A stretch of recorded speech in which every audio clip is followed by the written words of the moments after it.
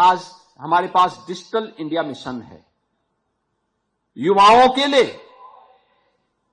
PM startup की scheme है, PM stand up की स्कीम है। और जब पूरी दुनिया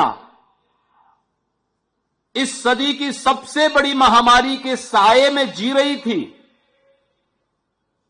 दुनिया की सुपर पावर भी इस महामारी के सामने पस्त थी, तब भारत अपने यहां बेहतर कोविड प्रबंधन के साथ ही Bharat new national education policy को अपने यहां लॉन्च कर रहा था।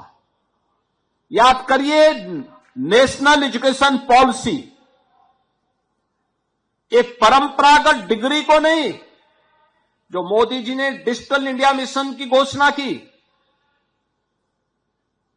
पीएम स्टार्टअप की स्कीम जो देश के अंदर लागू की थी, पीएम स्टैंडअप की स्कीम लागू की थी, पीएम मुद्रा की स्कीम जो लागू की थी, इन सबको जोड़ करके कैसे हम अपने यूथ की उन आकांक्षाओं को नया पंख लगा सकते हैं, इस दृष्टि से मोदी जी ने नेशनल एजुकेशन पॉलिसी के माध्यम से इसे आगे बढ़ाने का काम किया।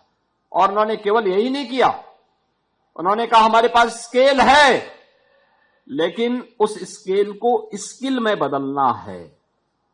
आप सोचिए, भारत दुनिया के अंदर सबसे बड़ा यानी भारत दुनिया का सबसे बड़ा युवा राष्ट्र है।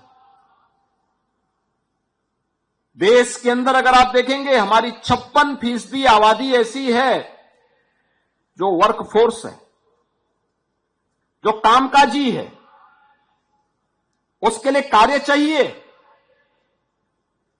उसकी अपनी आकांक्षाएं हैं, उसके अपने सपने हैं।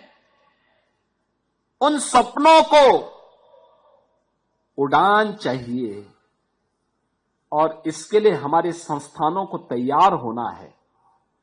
और इसके लिए मोदी जी ने वे तमाम स्कीम तो दी, लेकिन साथ साथ उन्होंने 2020 में जब कोविड जैसी महामारी के सामने दुनिया पस्त थी, तब उन्होंने भारत को नेशनल एजुकेशन पॉलिसी दी, जिसमें स्केल को स्किल के साथ जोड़ते हुए भारत को दुनिया की एक सबसे बड़ी स्किल पावर के रूप में स्थापित करने की दिशा में एक नए महत्वपूर्ण कदम को आगे बढ़ाया था।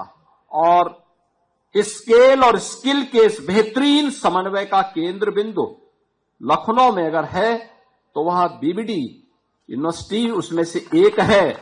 इसमें हम सबको इसका एक समन्वित रूप यहां पर देखना चाहिए।